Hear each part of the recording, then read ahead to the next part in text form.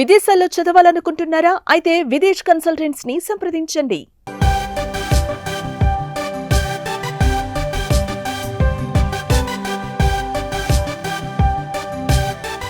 మీ ఇంట్లో ఎంత బంగారం ఉంది? గోల్డ్కి డిమాండ్ ఉంది కదా అని ఎంతైనా దాచుకోవచ్చులే అనుకుంటే కుదరదు.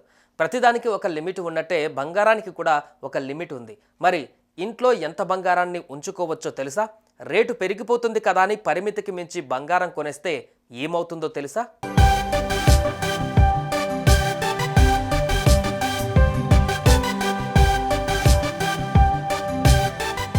బంగారం రేట్లు బగబగమంటున్నాయి. గోల్డ్ కేవలం ఒక అలంకరణ వస్తువే కాదు, దీంతో కొన్ని ఆచారాలు, సెంటిమెంట్లు కూడా ముడిపడి ఉంటాయి.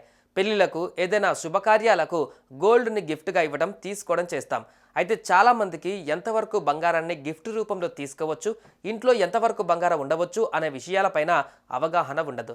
లిమిట్కు మించి బంగారం ఇంట్లో ఉంచుకోవడం, బహుమతిగా తీసుకోవడం, అమ్మడం కొన్ని సమస్యలకు దారితీస్తుంది. దీనికి సంబంధించిన రూల్స్ తెలుసుకోవడం చాలా అవసరం.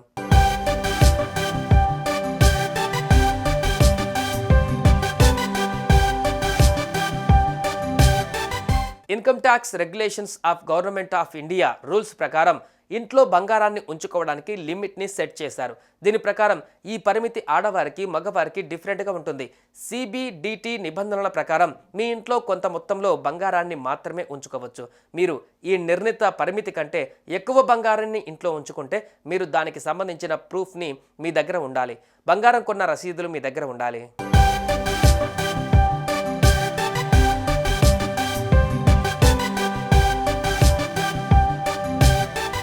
పెళ్ళైన మహిళ తన ఇంట్లో 500 గ్రాముల బంగారాన్ని పెట్టుకోవచ్చు. సాధారణంగా పెళ్ళైన మహిళలు ఎక్కువగా బంగారం కొంటుంటారు. అందుకే వాళ్ళు తమ ఇంట్లో 500 గ్రాముల బంగారాన్ని పెట్టుకోవచ్చని ఇన్కమ్ ట్యాక్స్ చట్టం చెబుతోంది.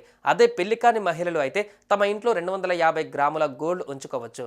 అదేవిధంగా ఒక ఫ్యామిలీలో ఎవరైనా మగవారు తమ దగ్గర 100 గ్రాముల బంగారాన్ని మాత్రమే ఉంచుకోవాలి. ఒకవేళ మీకు ఎవరి దగ్గర నుండైనా వారసత్వంగా బంగారం వస్తే ట్యాక్స్ ఉంటుంది.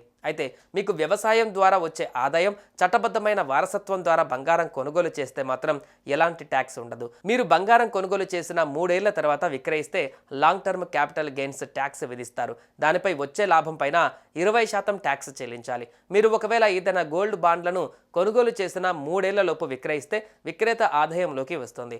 పన్ను నిబంధనలను బట్టి దీనిపై పన్ను కట్టాల్సిందే.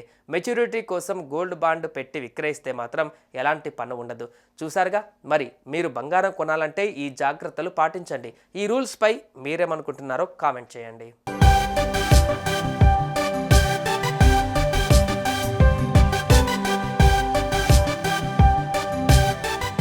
సుమన్ టీవీలో మీ పర్సనల్ అండ్ బిజినెస్ ప్రమోషన్స్ కోసం కింది నెంబర్కి కాంటాక్ట్ చేయండి.